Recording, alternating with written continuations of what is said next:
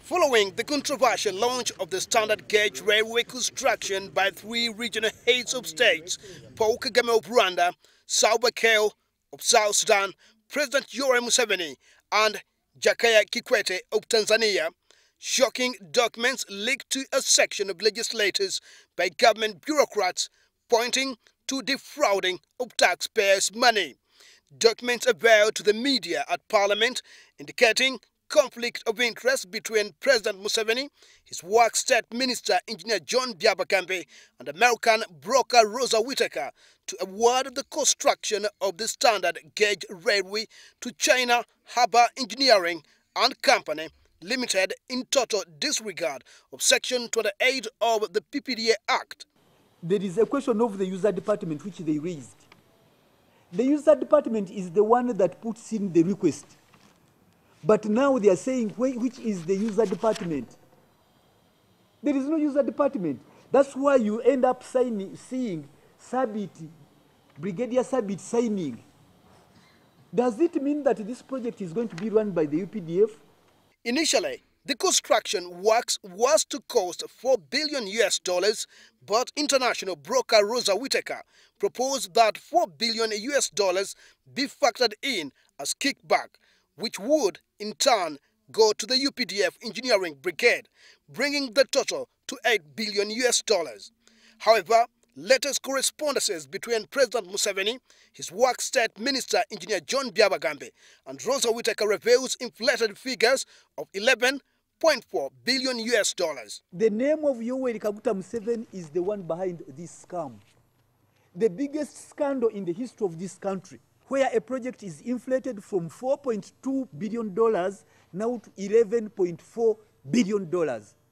And nobody else is responsible but His Excellency Yoweri Kaguta Museveni, John Byabagambye, and Rosa Whitaker. They are the 3 musketeers. There is a figure provided now specifically for this particular bribe, has now been put aside, but the country is going to borrow specifically for it. $40 million for Tororo Polytechnic, which is referred to in the other letter. You remember they increased the cost from $4.2 billion to $8.5 billion under the guise that they will consider the UPDF Polytechnic. This $11.4 billion is almost Uganda's budget of over 5 financial years. 18 trillions being taken by one individual is too much money. 18 trillions as in Jauro from the project.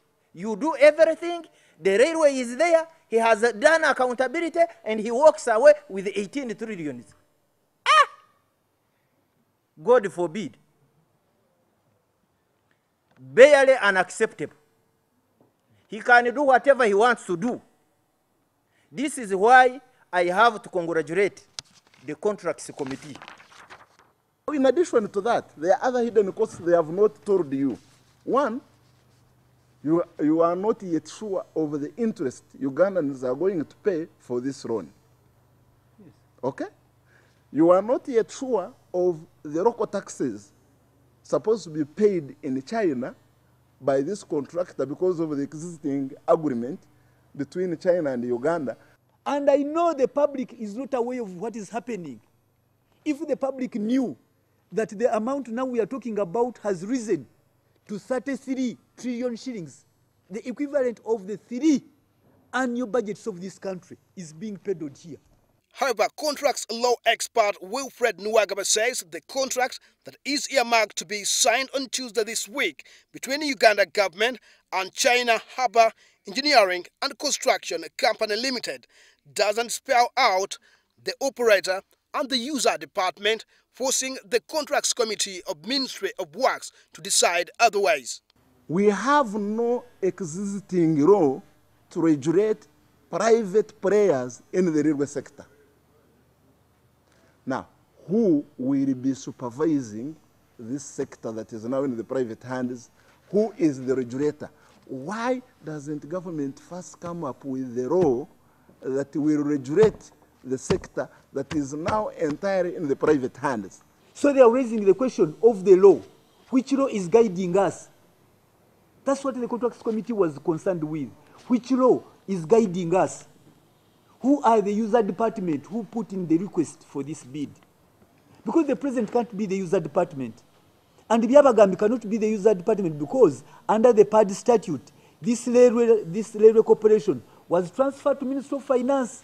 In spite of the decline in reference to this letter, President Museveni in his October 5th letter ordered the Ministry of Works accounting officer to institute a PPDS select committee to approve the award.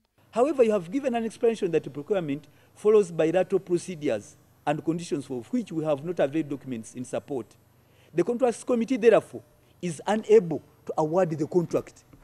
And this is 7th of October this year, 2014.